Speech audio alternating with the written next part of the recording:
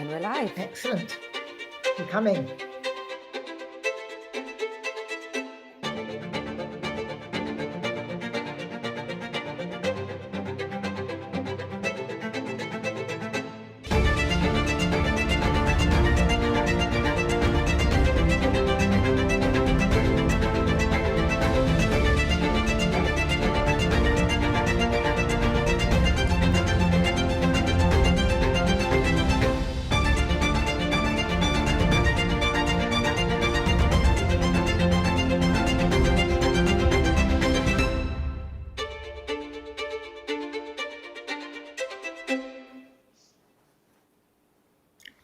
Welcome. Really pleased to have you joining us here for this circle on super science for mental health. My name's Miranda Walpert, and I head up the mental health priority area at the Wellcome Trust, which is a big biomedical research funder based in the UK, but funding internationally around mental health science. And I'm delighted to be joined today by three people that bring complementary but different perspectives on mental health science and the future of this super science we are trying to create. I'm going to ask them each to introduce themselves. So Obi, first, would you mind introducing yourself?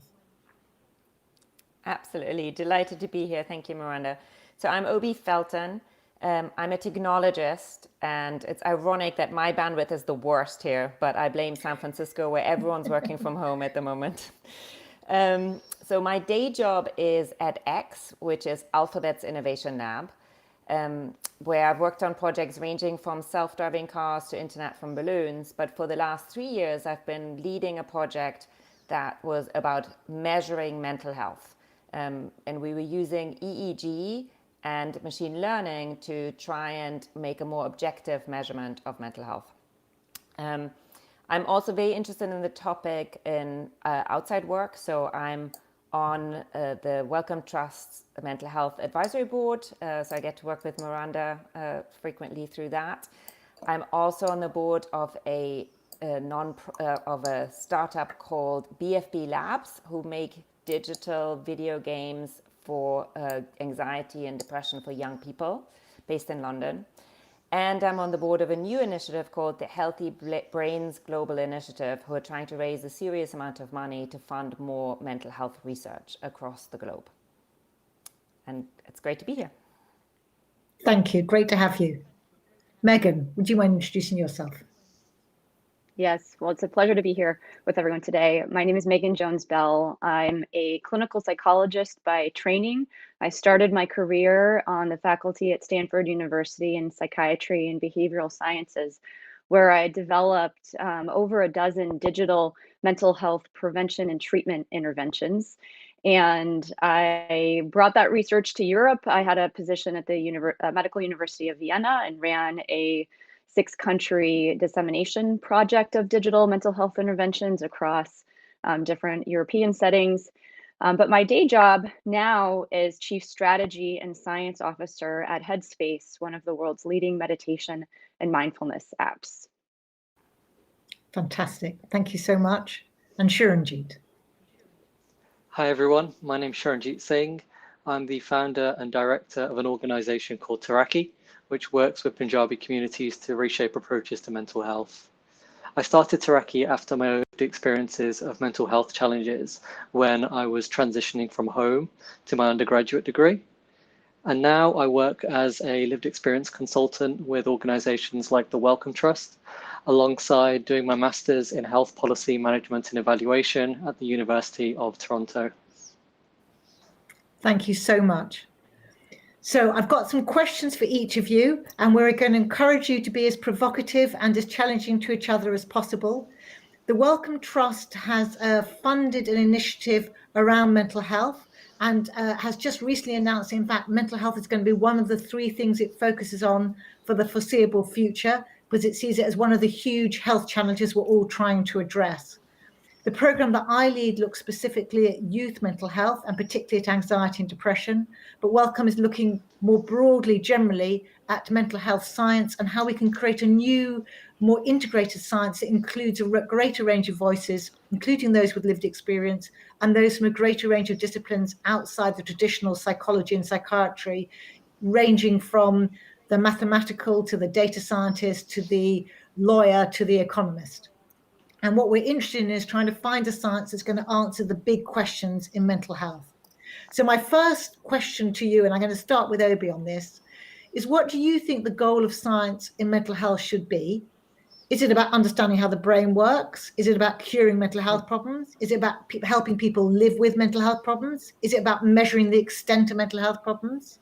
And should we be funding more about basic science or implementation science? And what's the role of digital in that? So Obi, first question for you. Right. It's a small question to kick us off, Miranda. So I did my undergrad in the early 1990s in Oxford and in psychology and philosophy, and it was basically a neuroscience degree. And all we looked at was basic science. It was all about how the brain works, mostly normal function, and then sort of understanding what might be going wrong in the brain. So I think the 90s were really characterized by that everyone was trying to understand the root causes of mental health problems, and huge amounts of money went into brain research. And while that's fascinating and useful, it's not really translated into changes for people with lived experience of mental health problems. So I think now that I'm later in my career, I'm much more interested in the applied side. So how can we find interventions? How can we figure out what works for whom and when? Because that temporal aspect is very important because people's experience changes on a weekly or sometimes daily basis.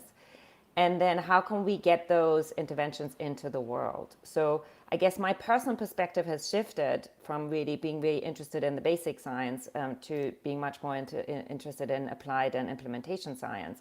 But the money, I think, is still currently mostly in the basic science. And there's important voices like Tom Insel, who used to run the National Institute of Mental Health, and he funded hundreds of millions of dollars worth of mental health. And he once told me this brilliant story where someone with lived experience came up to him and said, Tom, you're worried about the chemistry of the paint when the house is on fire. And it really shifted his perspective. And I think he's much more of an applied science person these days than he was maybe in his heyday at NIMH. Thank you. Turning to Megan, as someone, well, interested to hear your view. Is it more about basic or applied? And if it is the applied, which I'm assuming is where you are at this moment, can you give us examples of how that might be taken forward? Absolutely. So I do honestly think it's a portfolio approach. I think that there is always a need to invest in basic science because if you could think about science the way you think about even like a company's strategy, you can't steal from the future to pay for today. You really need to have an always-on investment in discovery and really open discovery, but you can't count on that to generate or solutions for the problems of today. And so I think, like Obi mentioned, there are some very big impact, low-hanging fruit areas that need more investment from a science perspective. And that would be thinking about mental health really from less of a blunt object approach, which is really how I describe the way that we've designed therapeutics to date. We put people in single diagnostic categories when we actually know comorbidity is the norm, not the exception. We're not designing for individuals. We're really designing for categories that we've invented. And so I think moving towards research that is more personalized and tailored, understanding what works for whom. Not every person with major depression is going to need the same dose of cognitive behavioral therapy or the same dose of a medication. And so really understanding how to do precision mental health is, to me, one of the biggest immediate needs, as well as taking what we have today that does work and making sure that we're closing that giant gap in access globally. We see that in countries like the United States, the UK, Germany, there are existing disparities. But when you look at countries like India or other parts of Africa, there's really a just staggering disparity in access to very basic effective interventions that could go a long way in solving, as Obi mentioned, the fire that we have today. And I know you mentioned to me before when we were meeting beforehand that you have over 50 studies in the field currently where you're looking at this more personalized agenda. Can you just talk us through some of the highlights from that program? Absolutely. So at Headspace, we have published, our academic partners have published 26 papers about our app in different contexts to date. We have over 50 studies that are actively underway. And we do take a portfolio approach. So we are investing in very basic mechanistic studies that help us better understand why a meditation-based intervention is affecting change in different outcomes for different populations. And so we believe it's really important to invest in that discovery work, and doing that in a way that is elevating the science around mindfulness so that we are bringing in gene expression and neuroimaging and objective measures of mental health outcomes to our work, but we're also really leaning into dissemination work. So very large multi-site studies that help us understand in the real world, how is an intervention like Headspace being used to affect change for a variety of different outcomes. For Headspace, that falls into the category of health promotion and prevention because we really are on the well-being side of mental health today in our interventions. But we believe it needs to be that portfolio. And so I really look to what are the areas in mindfulness research where the evidence is insufficient, where evidence for a digital product is insufficient, and making sure that we prioritize studies that are well designed, and add to the literature in those areas. Thank you. I can see Sharanjeet would like to come in. Yeah, just to quickly build what Obi and Megan have said. I think we need to be a bit aware of the language we're using when we are trying to talk about a new science. Oftentimes, what I've experienced and what I've seen is that science and knowledge that has existed within communities for generations, for millennia, can very easily be repackaged and then resold back to those communities when it's been seen in a legitimate way. And so when we're talking about a new science, we need to be aware of these processes of inclusion and exclusion that have traditionally happened with how we understand science. And I think it's really important that we're aware of these processes and that we see the complementarity between different forms of knowledge, even if it's outside of what we might assume to be kind of legitimate knowledge, or if it might be in community specific knowledge. So as we're moving towards a new super science for mental health, it's one that should be working alongside other forms of knowledge and the people who hold those other forms of knowledge, rather than working against that, or even slightly more cynically, sometimes when it works to co-opt that and then package that and resell it back to those people. So these are just little things that I think we need to think about when we're thinking about, a new super science in mental health. Really helpful. And building on that point, Sharanjeet, whose voices do you think we are not hearing at the moment in terms of how that super science is described, or who's seen as being included or excluded from it? And who do you think we're perhaps hearing too much from? Direct names would be helpful. So, I come from a political science background. I haven't got a background in natural sciences. So when I came into the mental health field, one of the things I was so surprised about was that there was a whole thing called implementation science. And I was just really shocked first that the notion of implementation wasn't something that was center stage when we were understanding science. And that got me reflecting, why do we engage in different scientific activities, whether that's people who are driven by curiosity, people who want to confront different types of social challenges, or even people who want to kind of, use science for their own particular benefit. What it made me really think is science is an area that is man-made. Science has rules, it has institutions, it has frameworks that are not neutral. And these can actually create and perpetuate different processes of inclusion and exclusion that mean that some voices are platformed while other voices are pushed down.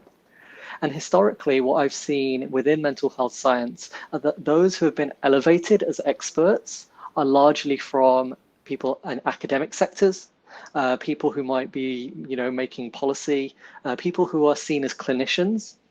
And I think what that does is inadvertently exclude people who don't match those tick boxes. So people who might not match up to these markers of legitimacy, their voices and their experiences are often pushed down. And so when we see the amplification of people who are deemed experts within mental health science, we also see the pushing down often of folks who have, say, direct lived experiences of mental health challenges or experiences in caring for friends or family members who have also experienced these challenges themselves. Thank you. I'm going to turn to Obi to ask what she makes of that, and whether she would like to name any names of who's too much loud or too quiet, and then I'll go to Megan afterwards. I actually have a follow-up question for Suranjit. So I think this is a really interesting question of how people could use their privilege, right? So what's the role of the experts in pulling out some of these other voices? And to me, this is about like more work that goes across these strata. So if you have like academia that's very separate from industry, or you have clinicians, actually in our research we found even different types of clinicians don't necessarily talk to each other. So a psychiatrist doesn't talk to a clinical psychologist, and doesn't talk to a therapist, doesn't talk to a social worker. So and we know from the evidence that integrated care teams do much better, who interestingly enough are usually led by a social worker as the linchpin, right? Because they're the connection to the individual, and then kind of orchestrate these different approaches to care. So I wonder if we need a similar thing in research, where we just have much more of this sort of cross-boundary collaboration. So my team at X was made up of neuroscientists, and people who had medical device experience, but then I also had machine learning and data scientists. And it was a culture clash. They didn't speak the same language. They didn't necessarily have the same goals. But it was that kind of wrangling of these disparate voices that I think in the end got us to a more interesting and more nuanced outcome. And so that's my personal view, is that we need more of that collaboration. But I'm curious, Suranjit, what you think of like what the experts' role should be. Like, what should the experts do to make sure that other people are heard more? Shirinjit, I'm going to go to you and then to Megan to answer that question. Awesome. So at the moment, what I've seen a lot of is experts acting as gatekeepers of knowledge. And what I think there's definitely a role for people who we've traditionally seen as experts, and also an important role for people who've been pushed away from that area. And so for the future of mental health science, I want to see better, more effective access to knowledge, and more effective access to learning the mechanisms by which our society constructs knowledge. And so for me, the role of the expert is going to be one of someone or a group who are open and welcoming, not only inviting people who have lived experiences to the table, but ensuring that they are best equipped to deal with the conversations and input into discussions that are going to be had at that table. I remember when I was younger being invited onto the adults table or something at a relative's birthday party, and I just sat there in silence. And I don't want to see that happening again in mental health science. Thank you. Megan. I think it's such a great point that Suranjit is making. And I just wanted to add that, somebody who's I personally have lived experience. I have a mother with serious mental illness, and I've seen within academia and within, clinical psychology and psychiatry that our fields maintain and perpetuate stigma. I recall in my academic experiences really being always told never to mention or disclose the fact, not just with patients, but with colleagues, that I personally had experienced a mental health disorder. And so I think that we do a lot of harm when, as experts, we actually contribute to the stigma that really prevents us from valuing the input of the people whom we're trying to serve. And so I just wanted to mention that aspect of how certain disciplines and structures really can perpetuate that hierarchy, can perpetuate more of a paternalistic approach to, um, you know, to mental health, because if you don't value and inherently respect people who have lived experience, you're not going to involve them meaningfully in the co-creation of your research program. Thank you. And I wanted to go at that point back to take the question back to Obi, and in fact to ask you yourself how you think we can give the mic to a wide variety of people. And I was very taken by you commenting about the wrangling between your multidisciplinary team. Have you got any top tips, perhaps 3 top tips about how you got them to communicate to each other and how you involved the voice of lived experience in that? Right. So so first of all, it was interesting. Megan, the same thing happened in my team, that I actually attracted people to the team who had lived experience, including, we have this wonderful concept at Google called 20% time, where people can choose to work on a project that's outside their day job project. And so we actually had quite a lot of volunteers who when they heard about our project internally, wanted to help. And that I think helps, because it means you have a team that is just more aware of these issues. There was actually another project that I did, which was a COVID project. It's called Heroes Health. And it was a project that was started by an emergency physician at the University of North Carolina, Sam McLean, who's also a trauma researcher. And he was working in the ER in February and March as COVID was hitting, and he was seeing the immense strain that his colleagues were under. And I think nowhere is the stigma bigger than amongst healthcare workers, because they're so focused on helping other people, they never look at their own mental health. So Sam's idea was, we'll build an app, we allow people to measure themselves, and then share that data with the hospital that they're working in, so that the hospital mental health support people can reach out to individuals who are really struggling, because it was such a huge time of stress. And that project also attracted a huge amount of volunteers. So we built that app mostly with volunteers from all across the company in just 4 months. So I think there's something about mental health that is both stigmatizing and people hide it, but when they come out, they are so motivated to do something and to help other people. And that's where I actually think the cross functional collaboration can really come in, is people then understand fairly quickly that they have different points of views. So I was very explicit about that. I said, you're all at this table because you bring a different point of view. I'm expecting you to disagree with each other. And once people sort of realized that their point of view was valid and in fact invited, they were very forthcoming with it. And we had lots of really, really good debates. So I think that's what's sometimes missing in product development teams. So in mental health, you sometimes have an academic group that's developing a new intervention but isn't really thinking about the design for the end user. Or you have, on the flip side, you have technologists, who really know how to build a beautiful app but have no idea what's actually evidence-based. So it's only when those two groups will come together, I think, that we'll get better solutions. And that same principle that we're getting much more used to in product design, I think also applies to research. So, Shiranjit, you mentioned, like, when we're designing protocols, like, how do we have people with lived experience who are actually involved in that?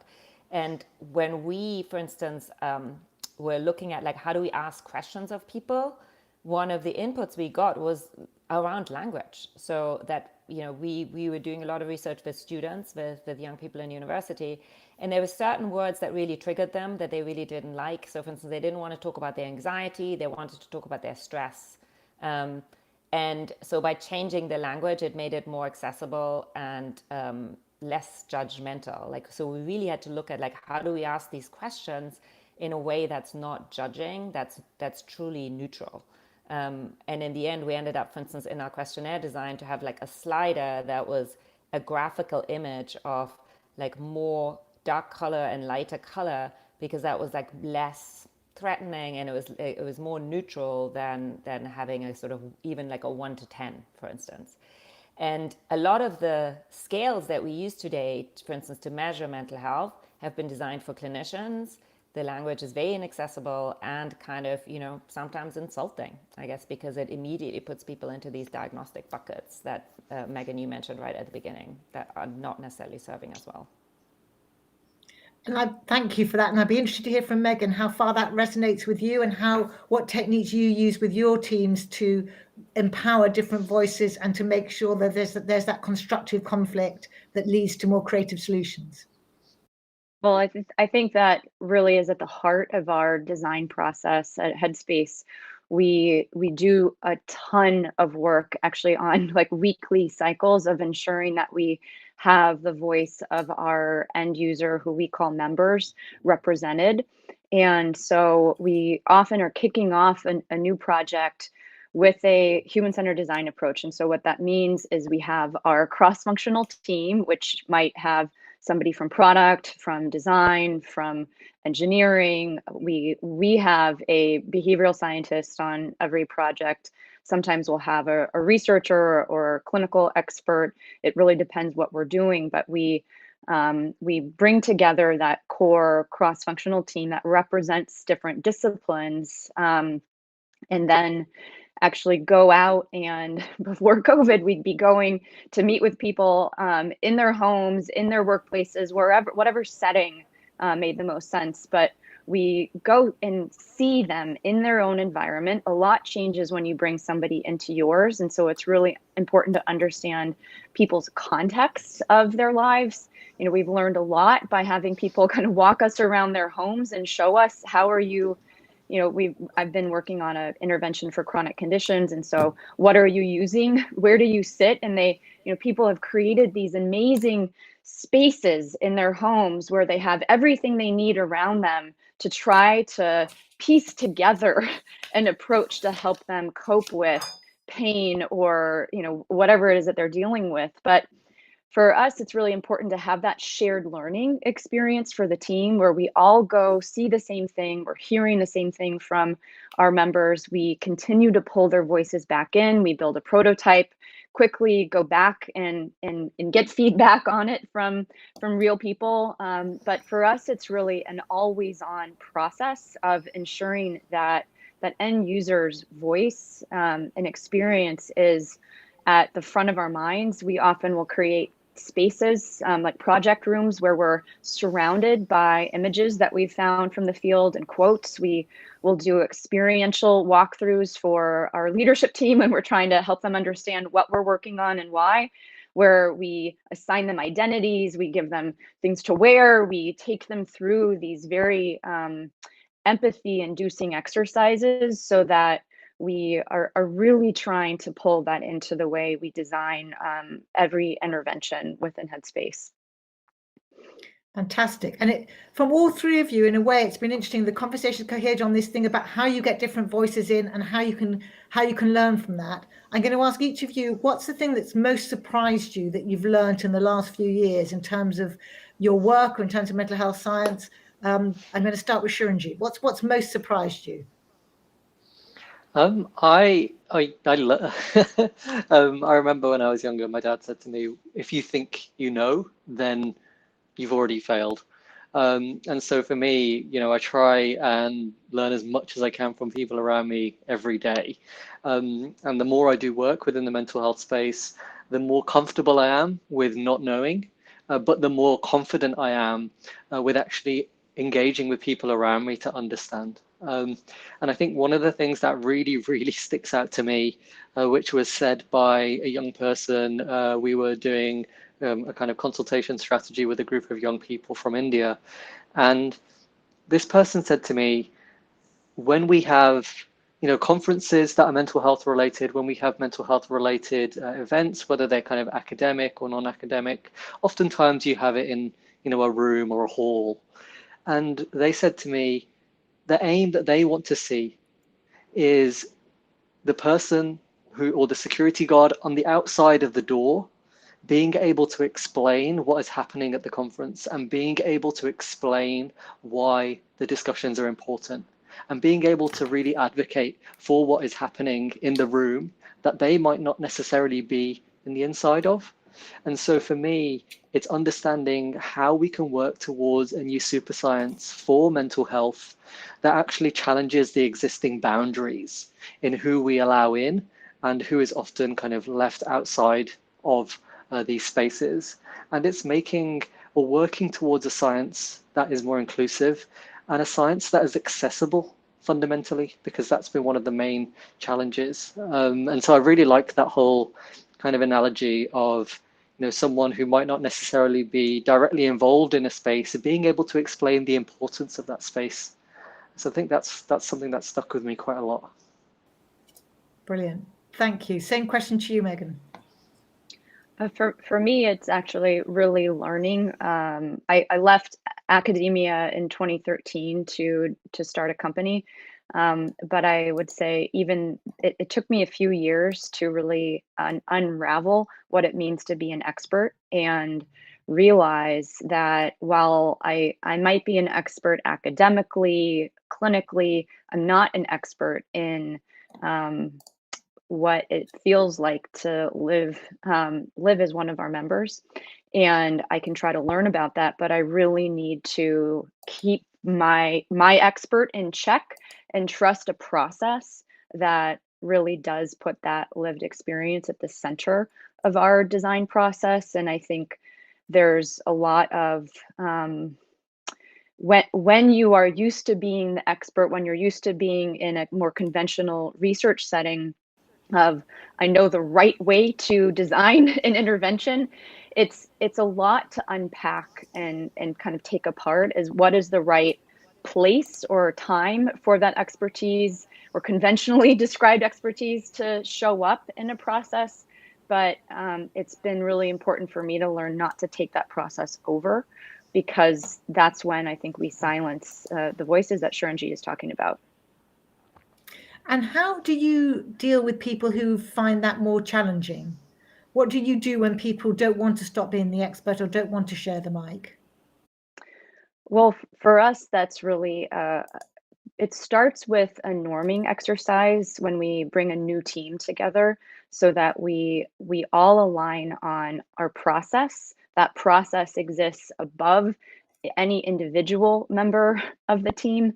We understand what we're each bringing to the table, but there's not a hierarchy of expertise. Anyone is able to kind of push against or challenge, and we ground our decisions in the facts of what we've observed and what we've learned.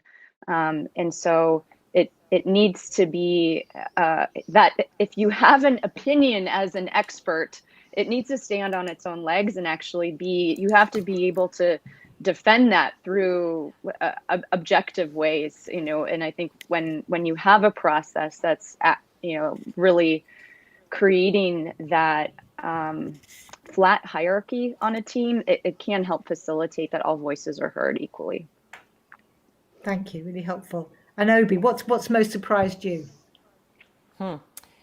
So I've worked in consumer tech all my life, and that's a very fast-moving field. So what's actually surprised me the most is how slow we're moving. So, and there's two aspects to this. So one is I'm still astonished about how much innovation exists in academic research that we're not pulling out of academia and into the real world. So there's a huge amount of friction there of getting that innovation out into the world and then implemented in the real world. And in health, that seems to be extreme. So, one of the things reasons I'm so excited about products like Headspace is because they put the consumer back in charge, right? I don't have to ask a clinician for permission to meditate. Whereas in like traditional healthcare, that kind of gatekeeper function is very strong. And there's studies that have shown that it takes 17 years for something to go from research into clinical practice and into widespread adoption. 17 years is just absolutely astonishing to me. Like, I don't know any other field that works that slowly. So I guess like my sort of sense of urgency of like wanting to address these huge issues is affronted by that. And do you have some sense of how we can put a rocket up that at that 17 years? How can we reduce that time lag? I mean, you've talked about So, going round the gatekeepers. Is it a question of cutting them out of the equation? Is it a question of bringing them with us? What's No, the answer? I don't think so. We need to bring them with us very clearly, right? So it's so I think there's a trend in healthcare that is consumerization of health, and that I think it would be really interesting. So when you have, for instance, people with mental health experience saying like, I want to measure myself, and I have this data, and I'm going to bring it to my therapist so that we can have a more productive conversation. And so that is what we found in our user research is actually when you enable both the individual and the clinician with data, for instance, then you can have a more productive conversation. So this is not about cutting them out. This is just about leveling the playing field a little bit so that the power balance isn't quite as tipped as it is today, where particularly in student mental health, which is the area I'm most familiar with, the students really felt very disempowered. They feel like they show up at a counseling center, they have to wait for weeks, then they finally get an appointment, and then the person is doing a triage assessment to basically figure out should they get one of the coveted therapy places or will they be sent away again. And that power imbalance is not healthy. And actually, even the counselors and therapists and psychiatrists who are working in student mental health said they would love to readdress that and make it more balanced. So I think data can help with that. So we have to bring them along with us. I mean, the interesting thing is like the younger generations are much more open to new methods, right? Both the students are incredibly open to using technology, for instance, but also, of course, the universities are training grounds for the next generation of clinicians who are also just much more open to this. And artificial intelligence is a really good example of this. Like people sometimes think that AI is going to replace doctors. I don't believe that. But I do think that doctors who use AI are going to replace doctors who don't use AI. So it's about how can we put these tools into the hands of both the individual and the clinician. That's what it's all about for me. And thinking about that, shortening the 17-year gap and sort of speeding up the space of innovation, Megan, if I can turn to you to ask, what do you think is the role of innovative funding here? How far are our funding models good enough in terms of grants to academic institutions? Where can commercial funding help us with this agenda? Well, it's a great question, and it's I think my bias is traditional funding is too slow and doesn't have isn't structured in a way that actually promotes viable translation and dissemination of discovery into the real world. Because having done many, um, NIH or Horizon 2020 funded 5-year plus trials, what we've created is then obsolete at the end of those trials. The stakeholder relationships that you establish at the beginning are hard to maintain through the course of very long research programs. And so I do think that we need a mix of one, we need to change our expectations of study design to focus more on real world evidence to allow interventions to be adapted as they are in the real world. If we expect something to be tested in a study and stay frozen for the entire duration of that study, it doesn't actually allow us to iterate and make it better and apply learning in a dynamic way like you do in consumer tech.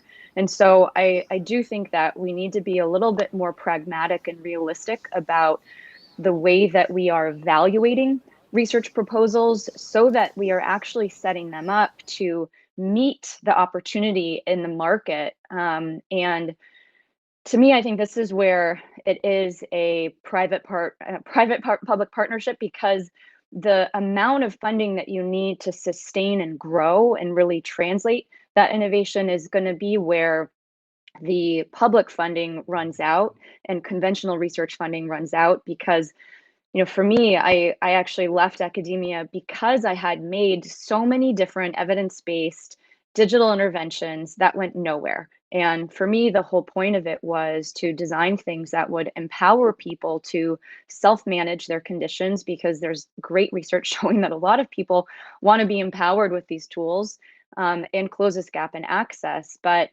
that 17 years, I was just too impatient, and the amount of capital that you can gain through the traditional investment world through VC really allows you to accelerate. And so I do think that we've seen great success in bringing innovative approaches when we bring those two things together and we really think about what is the right funding source for what we're actually trying to accomplish. Do we need to be developing a digital intervention with federal funding, or should you actually apply that to taking something that already exists, that a company is developing, and add to the literature of how it actually works or bring it to a new population? But I think we need to stitch this together a bit more than we have to date. Really helpful. Thank you. Sharonjit, you wanted to come in here. Yeah, so when it comes to funding and how we even think about funding, there's a few things, especially from a lived experience perspective, that I think are really important. The first is ensuring that people with lived experiences of mental health challenges or the particular challenges that are being considered within funding have a seat at the table and are able to shape the funding priorities that are developed slightly upstream. And rather than just getting folks with lived experiences and mental health challenges in to then review the existing applications for funding, we need to think about the different strategic points at which this input is going to be important, whether that's from an aim setting perspective or whether that's from an application review perspective.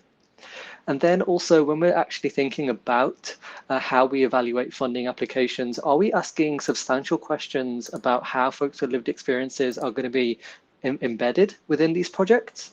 And if we're asking these questions, how are we actually assessing the answers? I've been in different situations where people can very easily pay lip service to involving people with lived experiences and mental health challenges. But when they're questioned about how this will actually be done, they're less confident in giving those answers. And for me, that's a really important tell as to whether they are genuinely serious or whether they are writing something in an application to just strengthen the application. So that's the first thing around lived experiences within how funding strategy is set and also how we even review applications within funding.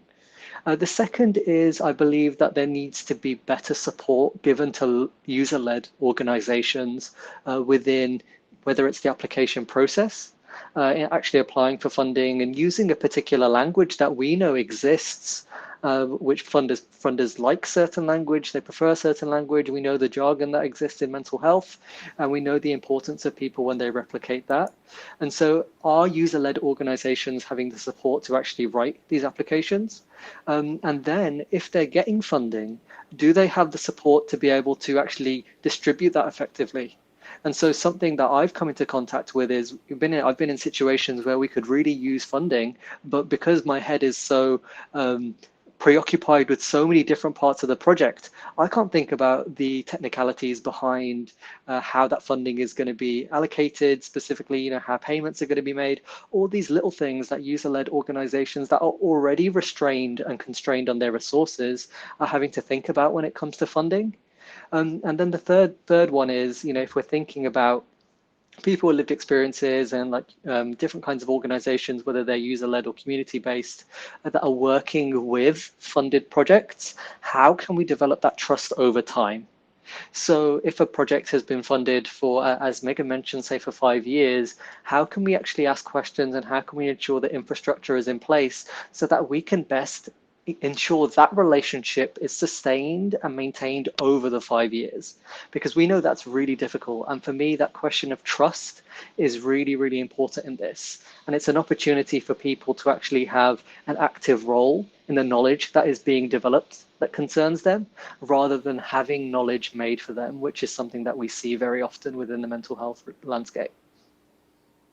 Thank you. The questions are starting to come in. Thank you for all of those who are pushing the questions in. Do add things to the chat. I've got one last question for me to each of the panelists, and then I'll go to questions from those watching. So my one last question to each panelist is, what would you like to see in 5 years' time in terms of mental health science? And I'm going to start with Obi. I would like to see us speed up. So I think COVID is actually a huge opportunity here that has broken down some of these walls of, resistance to delivering interventions through digital, whether it's telehealth or apps. Suddenly overnight, both clinicians and individuals were much more comfortable with doing that. And the other thing that it's really breaking down is the stigma. So I would hope that in 5 years' time, we are able to bring more voices to the table who don't feel like they need to hide anymore. And it's not just the mental health activists, it's actually going from that sort of vanguard into the broader mass of people. And COVID has been so extraordinary in that in the US, the CDC is running weekly surveys, and it's now over 50% of young people and a third of adults who are endorsing some sort of form of anxiety and depression symptoms. And so when it becomes that widespread, the empathy should go up, right? It's no longer like these people over there have a problem, but it's I am experiencing these kind of emotions, and it's something that is touching my life much more directly. So that's my hope, is that kind of increased awareness and increased openness to new tools will lead to a speed up, so that we have faster translation from science into the real world. Brilliant. And just to push you one thing, if that happens, what breakthrough are you expecting to see? Is there anything you're thinking we're just on the edge of some breakthrough? Better mental health. I mean, that's the ultimate goal. Is like, are people actually better? And that's not just about talking about treating what in the medical term would be the disorder. It's actually like better health for everyone. So flourishing Sounds minds like a for good all metric. is my hope. Fantastic. Thank you. Megan, same question to you. So I have a few points. One would be more participatory research methods, where we're bringing in the people for whom we're actually trying to design interventions to that process, as well as more investment in mental health promotion and prevention research. That's typically underfunded areas of mental health research that are vitally important to us actually preventing suffering in the first place. And third, I'd like to see more pragmatic, real world evidence, adaptive trials that are more dynamic in nature and more conducive to rapid iteration and dissemination of discovery, which goes through the way it's funded, the way it's designed and actually executed, the research methods, as well as what we do when we have those results. Do we sit on them for a year trying to get them published, or do we move, like many fields, like to a bioarchives of mental health research where we're making those discoveries available in real time? Fantastic. And again, question to you: what if this happens and the bioarchives flourishes, and what would you expect to see differently in the world? I think more rapid, more rapid use of those in real practice. So both from if clinicians are better informed of novel interventions that they can integrate into their treatment, if those of us on the developer side can understand what's working, what innovations we could bring into our products, our ecosystems of support, I think we'll see that translation speed up. Thank you. And last but not least, Sharanjit. I think for me, I would really like to see people engaged in mental health science who previously didn't feel that they had something to say within this area, whether that's organizations who might not necessarily have been allowed onto the table previously, or whether that's individuals with lived experiences and mental health challenges who don't consider themselves a quote unquote scientist.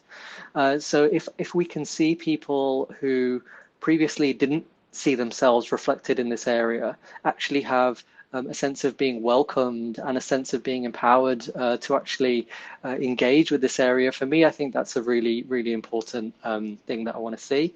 And the second one is also just ensuring that people who bring generations worth of knowledge with them that might be different to how we communicate our knowledge in certain parts of the world, in certain parts of science, that we're actually able to meet them where they are and we're able to actually work with them to ensure that different types of knowledge and different, say, knowledge traditions are seen alongside what we see as mainstream at the moment, rather than the feeling of being co-opted or the feeling of being excluded. And so that really speaks to developing trust and engaging communities and people with lived experiences and mental health challenges meaningfully. And if that ambition were to become a reality, where you had different forms of knowledge given more respect and a greater openness to different forms of knowledge, what would you expect to see differently in 5 years' time? Again, to sort of push you on, what would we see in the world differently as a result? Whether it's in 5 years' time or slightly longer, it would be good to see how the kind of evidence base, quote unquote, that is developed alongside different forms of knowledge actually makes its way into the healthcare system. And we're actually in a position where someone might go and see a clinician about a particular challenge, or they might want to access support earlier on, and they're actually able to access support that is funded and support that is best supported by large funders that is more aligned with the knowledge systems they hold close. And so it's kind of working towards that more kind of integrated health and social care system. Brilliant, thank you. I'm now looking at the questions that people have put in, and the first question I'm going to ask Megan is, how can we tackle the problem of mental health in poor countries like India, where mental health is not even amongst the top 10 priorities, for example, where there's a greater focus on food and shelter?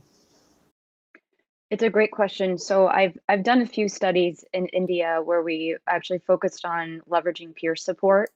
And so I think when you're addressing mental health in a country where the number of trained mental health professionals relative to the number of people who actually need access to specialized care, you just never can solve the problem through, clinicians alone.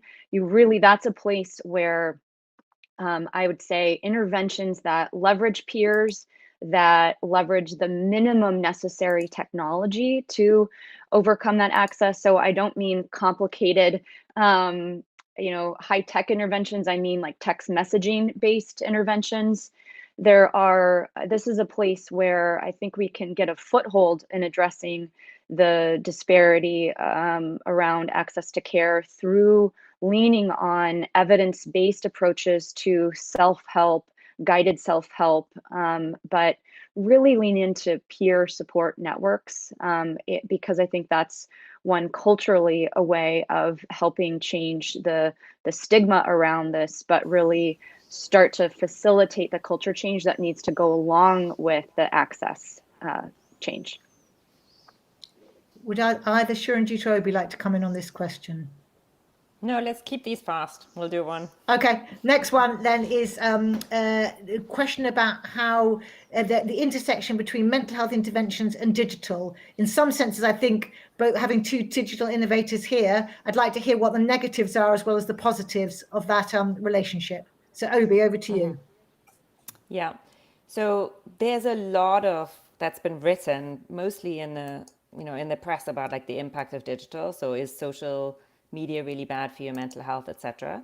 The evidence so far is pretty inconclusive, but there's no doubt that overuse is bad. So if you're looking at the news late at night, just before you're going to go to sleep, that's incredibly distracting. It's likely to keep your brain just worrying and increase your anxiety. So there's some really good practices around like how you can manage the digital in your life, which now that we're all at home has become even harder because it feels like we should just always be on, and we shouldn't. So that's one aspect of it. And then what I'm really interested in is how can you take some of those technologies that have seen to be damaging, so for instance, video gaming in young people, and actually co-opt them to make them positive. And that's why I went on the board of BFB Labs, who are making these video game interventions and their first insight was actually that mindfulness is really beneficial as a preventative measure, but that 8 or 9-year-old boys, particularly ones from a poor background, do not want to sit down and meditate. So they built this game called Champions of the Shenge that where you had to power up your character by doing mindful breathing before when you're playing the game. So the game play is intersected by these kind of moments of mindfulness where you're teaching the kids how to breathe in that way, which they can then also do in the playground. So it wasn't only while the game was being played, but they basically learned this technique that they could then apply elsewhere in their lives. And so I really love that idea. There's also a company called Achille in the Bay Area that is making interventions for ADHD that are also game-based. So how can we actually use some of these technologies to make us better as opposed to make us worse? And I just have to bring in Megan here in terms of your experience at Headspace. First of all, is it true that 8 and 9-year-old boys are not interested in mindfulness? And the secondly, is there anyone that mindfulness is not good for? Any conditions in which there's evidence that actually it could be unhelpful or even harmful? Yeah, so I'd say we actually make Headspace freely available for youth and for those in K through 12 education. We do see when they're in the classroom they use the app and enjoy mindfulness, but I can tell you my son would rather use the content we made together with Sesame Street than pure self-guided meditation. So I think like Obi, I agree. Whether it is you want to meet people where they are, and if you can, like a gummy vitamin, make that intervention actually enjoyable and pleasurable to use, all the better, because what is the point of an evidence-based intervention that no one uses? So that's, to the first question, Miranda. To your second question, there is some research that suggests that people who have disorders that involve dissociation may benefit from having guidance or support when they are practicing extensive meditation. And so, that would be, for individuals who have dissociative identity disorder or schizophrenia. There's great research that mindfulness can be helpful for those individuals, but they may benefit from having therapeutic or expert guidance to ensure that the conditions of their practice are adapted to support a positive experience. But I would say mindfulness is not inherently designed to always be pleasurable. It's actually meant to help you gain awareness of your mind. And often when we bring awareness to things that are uncomfortable, we can experience distress. When you're anxious and you're more aware of your anxiety, that's not going to be a pleasant experience, but it is part of a necessary process of change. So that's a misconception, is that meditation is always relaxing. Certainly can be, but it is also it also involves active change, which is generally has some uncomfortable aspects for people. Thank you. Another question, this one for Shiranjeet. Can we integrate more media studies and philosophy into research? I think that the process understanding is lacking humanity's backing. Any thoughts on that? I think certainly. For me, approaching mental health science and this whole landscape from a kind of political science / sociology standpoint has been really, really beneficial, because oftentimes the main thing I do is ask people what they mean by things, and ask people to clarify things, and just provide small questions that can encourage people to reflect on the paradigms they may be using, or the assumptions that they may be making. And I think within, say, things like media studies and philosophy, this is also very evident. One of the things that I used to focus on quite a lot was visual studies and the concept of visuality, which is where the kind of context of something creates meaning before information is even communicated by whether it's a person or whether it's text. And so for me, it's really just shown me that when we're in these kinds of spaces, when we're in meetings that we would usually read as really, really important or really, really high level, being able to actually ask questions that might appear, or you might assume are basic and simple, is one of the most useful tools that I've managed to kind of integrate into my work within the mental health landscape. And oftentimes that provides a little bit of a a little bit of a shake for someone who might have been working within particular paradigms for so long that suddenly they're having to explain things or think about things in a different way for someone who isn't a specialist. And oftentimes when we're thinking about people with lived experiences, end users, all these different kinds of terminology, oftentimes we're going to come across folks who aren't specialists in particular areas. And so we need to be open and transparent about the terms that we're using, about the concepts we're using. And all of this is working towards a mental health science that is actively inclusive and is constantly challenging the boundaries that have existed for so long. Thank you. That's all we've got time for. I want to say a massive thank you to the three of you for bringing your diverse perspectives and your challenging thoughts. I think the challenges you laid down for mental health super science are exactly the right ones, and you've really modeled the ability to be both provocative and thoughtful in terms of the different ways that we can take forward this agenda.